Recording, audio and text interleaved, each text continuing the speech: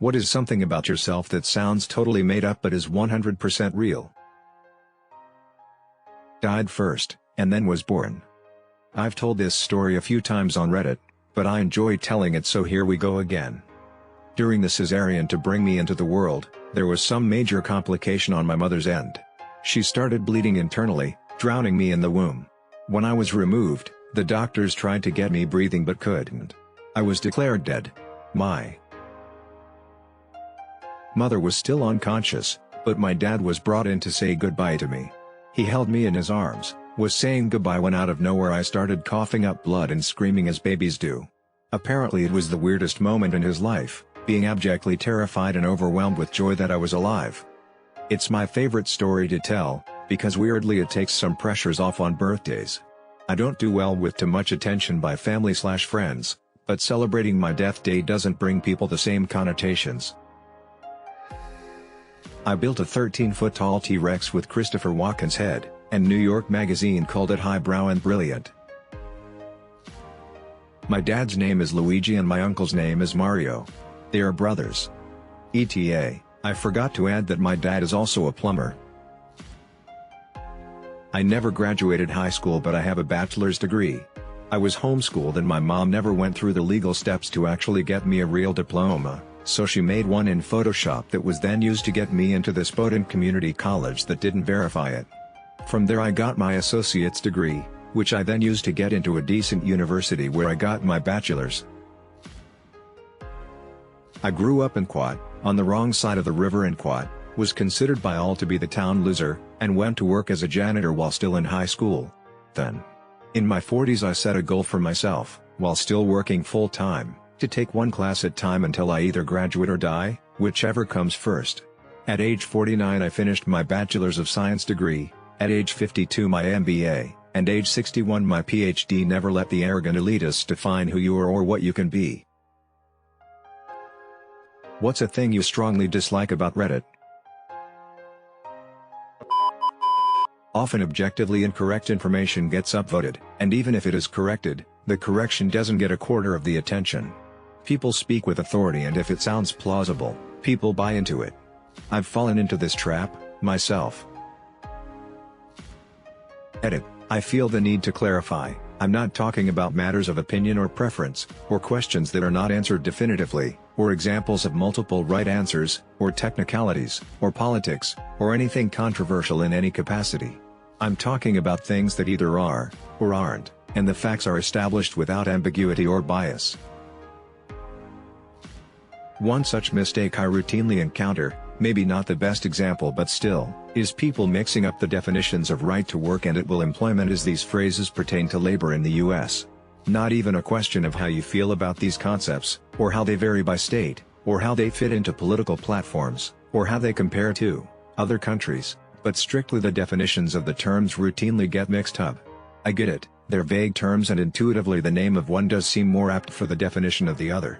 Still, this mix-up happens in an authoritative top-upvoted post, and now you've got a host of people who think they've learned something new, who actually learned the wrong thing, and the correction may be sufficiently buried or just comes too late to do any good.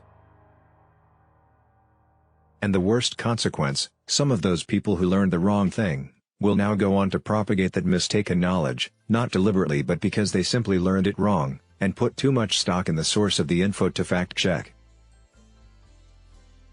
The Unquat, I'm so quirky and original because Reddit Unquat, people. After a while, I get tired of seeing all the sex-oriented AskReddit posts. That fucking glitch with the inbox where it doesn't show the correct number of unread comments. On mobile app, unable to sort notifications by read/unread. If all the notifications have been read, it will still show that there are unread notifications. What's a really awkward situation that everyone can relate with? Saying hello or how are you to somebody and getting 100% ignored. Being called on to answer a question you really have no idea how to answer. Someone showing everyone in the group something on their phone and waiting until it is your turn. Being at a friend's house as a kid and the friend's mother starts yelling at your friend. Being at a friend's house as a kid and the friend's father walks in only wearing underwear. You have been appointed God's assistant for smaller, less serious everyday business. What are some of your policies, and if necessary, how do you explain them to conceal them from your boss? Every time someone you work with steals credit for your efforts, your boss automatically knows you are the one responsible and thanks you.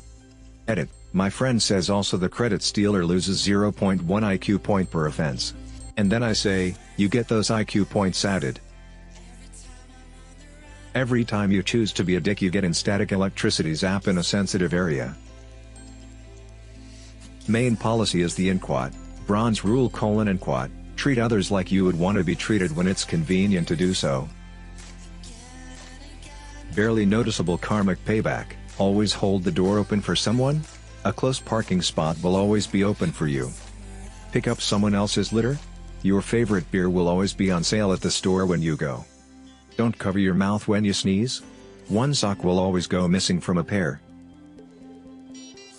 My main form of punishment for minor things is sending phantom vibrations to people's phones so they think someone is calling or texting them. But really it's nothing. Mildly annoying people get sent to heck.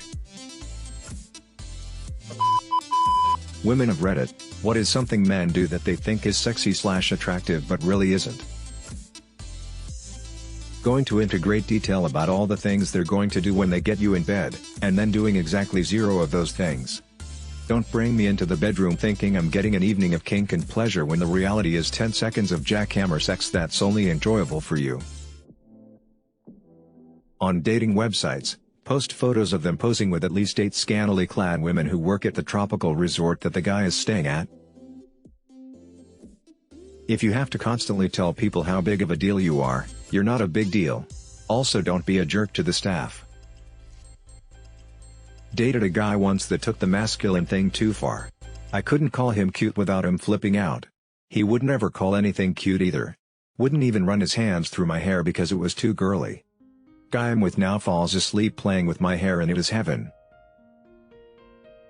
People who have worked as forensic photographers, what picture you took traumatized you for a long time? Standard, not a forensic photographer, but I worked in a forensic lab doing autopsies for a bit. An older woman who died was brought to rule out foul play. She had been dead in her home for several days, so the smell was horrific.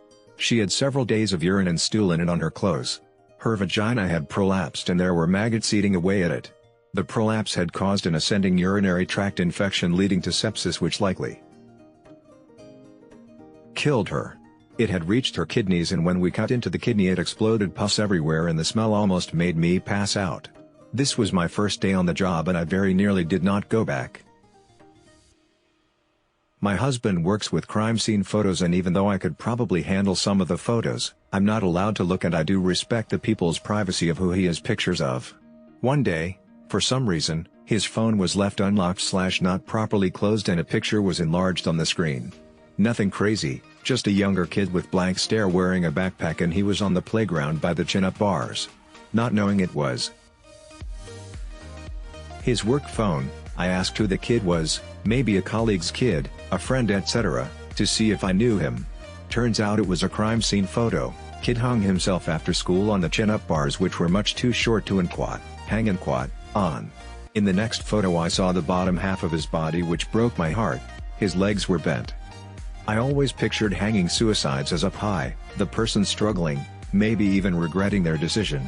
Seeing his legs bent showed how much determination he had to die. No blood, no guts, and still the most unsettling photo I've even seen. If scientists invented a teleportation system but the death rate was 1 in 5 million, would you use it?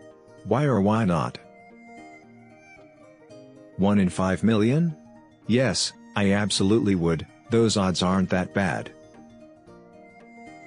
Depends, what is the inquat, death inquat, like? If it's like Stephen King's inquat, the jaunt inquat, then hell no. Yeah, without question. With odds like that, it's probably the safest mode of transportation you could find. In 2019, Pornhub released statistics that showed step porn is trending downwards worldwide. But hentai is rising, especially in Russia. How can we use this information to foster world peace? Don't know about you, but I'm investing in Russian squid market. Shit, my bad, I'll switch my VPN location. Create hentai with an actual plot about how helping others is better for everyone. I always knew hentai would save the world. Subscribe. He said it.